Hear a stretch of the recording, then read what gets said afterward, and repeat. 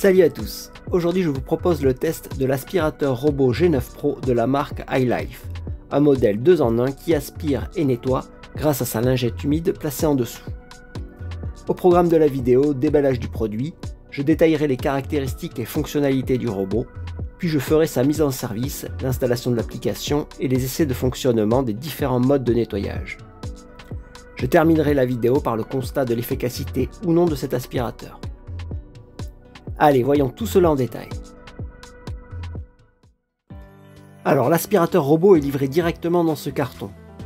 Et à l'intérieur, on y retrouve la notice complète, en plusieurs langues, dont le français.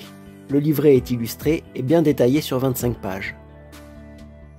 Puis la station de vidange des poussières qui se branche sur secteur et qui assure également la recharge du robot. Enfin, le robot aspirateur lui-même, déjà prééquipé d'une lingette microfibre bleue et de 2 balais rotatifs permettant de diriger les poussières sous le robot. Au fond du carton, on trouvera 2 balais supplémentaires.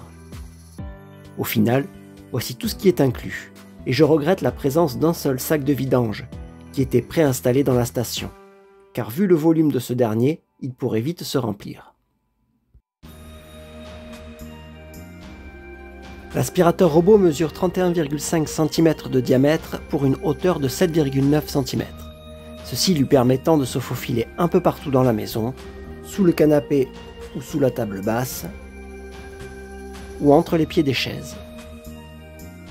Il pèse 2,25 kg, est équipé d'une batterie lithium-ion lui assurant 100 minutes d'autonomie et la recharge complète se fera en 6 heures. La puissance électrique du robot est de 35 watts, avec une puissance d'aspiration de 3 kPa. Et au niveau du bruit, on est aux alentours de 69 décibels. Et comme vous pouvez l'entendre, ça fait du bruit, mais c'est pas non plus très dérangeant. Le robot pourra grimper un dénivelé de 15 mm maximum. Il communique en Wi-Fi 2,4 GHz et sera pilotable via l'application iLife Home ou bien Alexa et encore Google Assistant. Un système de navigation via gyroscope offre une cartographie en temps réel permettant à l'appareil de se repérer dans les pièces et de savoir quand il aura fini son travail. Et voyons la composition fonctionnelle de cet aspirateur robot. Sur le dessus, c'est le bouton marche arrêt. Et là le voyant, qui sera vert fixe lorsque le robot est en marche et orange clignotant lorsqu'il se recharge. Et c'est avec ces 2 contacts électriques placés à l'arrière du robot qui viendra se recharger ici sur la station. En appuyant sur ce poussoir, on retire le compartiment à poussière et le réservoir d'eau. Par ici, on peut y verser 200 ml d'eau pour le nettoyage du sol. Et là, c'est le bac à poussière que l'on pourra vider manuellement avec sur la trappe l'accès au filtre. Il y a d'abord cette première grille qui retient les grosses saletés, puis ce filtre noir en mousse, et enfin le second filtre blanc plus précis. Et sous le compartiment, c'est là qu'on vient y scratcher la lingette microfibre pour le nettoyage humide du sol. En dessous, on trouve 3 capteurs anti-chute, évitant à l'aspirateur de tomber d'une marche par exemple. Sur sa face avant, est présente un pare-choc avec capteur pour la présence des obstacles au contact.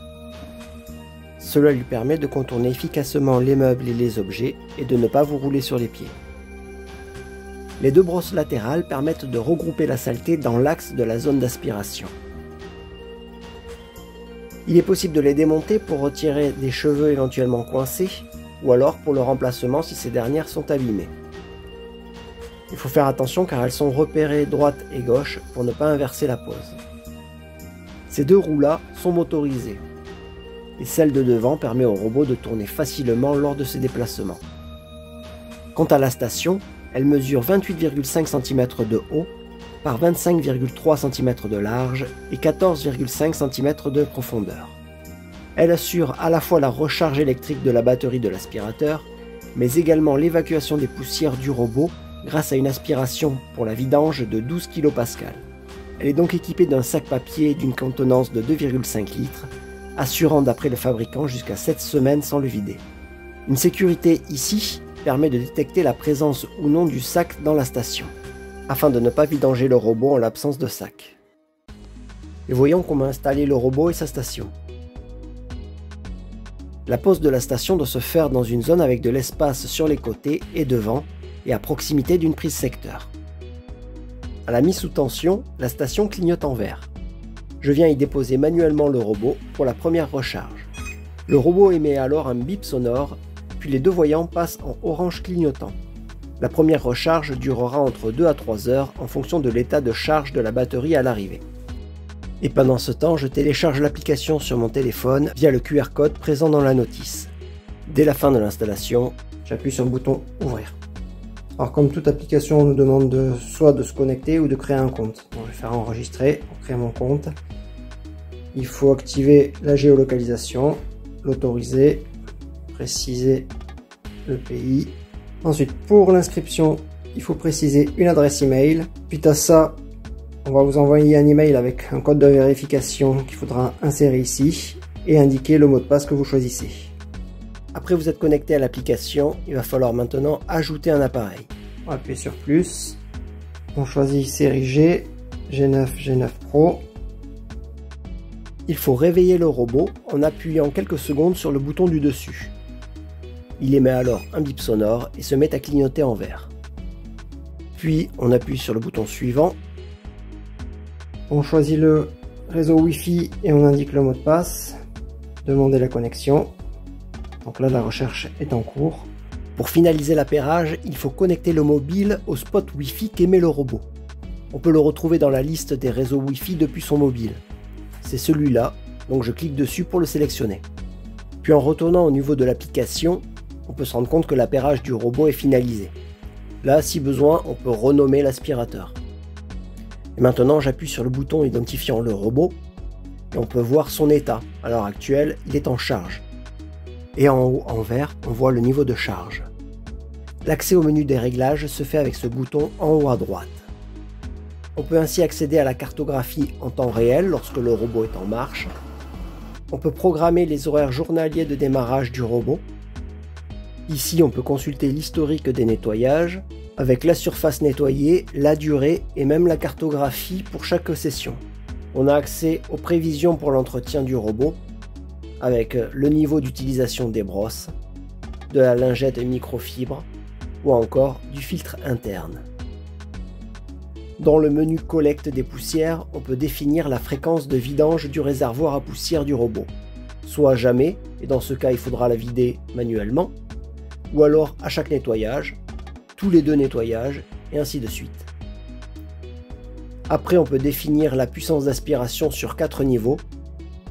Le dernier, en super fort, l'aspiration devient très bruyante.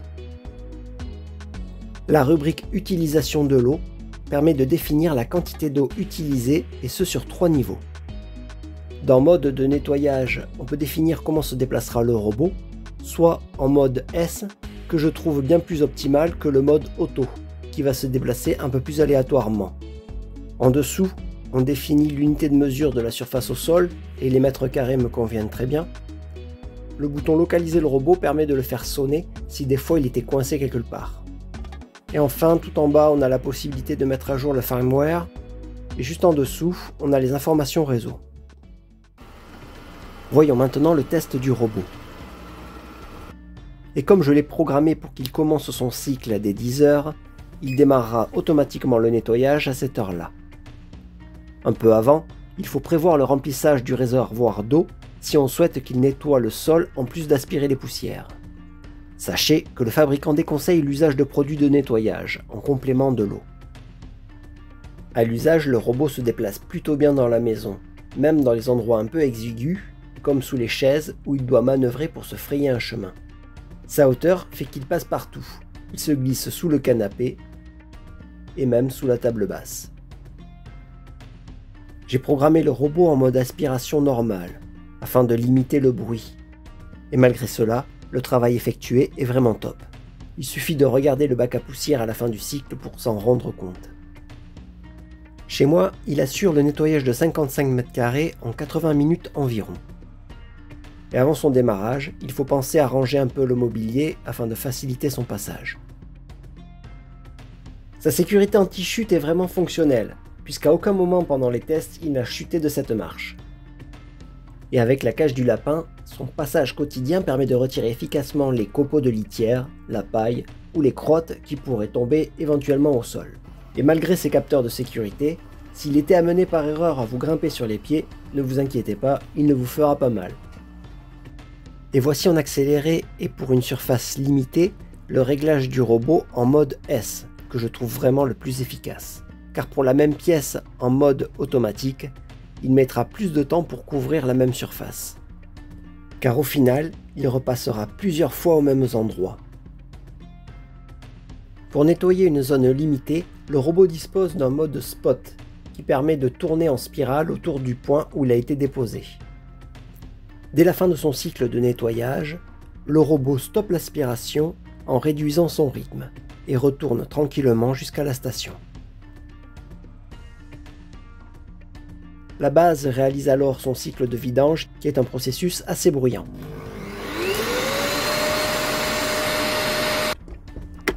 Par contre, il faut prévoir un peu d'entretien régulier. Pour cela, après avoir éteint l'appareil, pensez à nettoyer les brosses latérales pour retirer les éventuels cheveux qui s'y coinceront autour des axes. On peut également passer un petit coup de soufflette sur les différents filtres et même sur les roues. Enfin, après chaque passage, je nettoie au savon la lingette microfibre pour éviter qu'elle ne s'encrasse trop et je la rince à l'eau avant de la replacer sur le robot. Si la vidange du robot ne se fait pas correctement, il est possible de démonter le conduit de la station en dévissant ces 4 vis. Vous pourrez ainsi retirer un éventuel bouchon présent dans la station. Quant au sac de 2,5 litres présent dans la station, il faudra prévoir de le changer lorsqu'il sera plein. Au final, cet aspirateur robot est un appareil bien pratique et qui fait efficacement son travail. Gain de temps car il aspire et lave le sol en même temps. Alors oui, comme tout aspirateur robot, il ne remplacera pas totalement le passage du balai ou de l'aspirateur, puisqu'il restera par endroits des zones inaccessibles, comme le tapis ou les derrières de porte. Mais dans tous les cas, il vous fera gagner beaucoup de temps en vous évitant de passer l'aspirateur ou le balai. Sachez que le G9 Pro est pour le moment en précommande sur le site geekbuilding.com au tarif réduit de 179 €, auquel vous pouvez encore retirer 50 € avec le code que je vous mets en descriptif. Au final, vous pouvez l'acquérir pendant une durée limitée au prix de 129 €. Et voilà, j'espère que le test vous sera utile. Si vous avez des questions, posez-les dans les commentaires et pensez à liker la vidéo. Merci par avance. Pour ma part, je vous dis à bientôt pour une prochaine vidéo.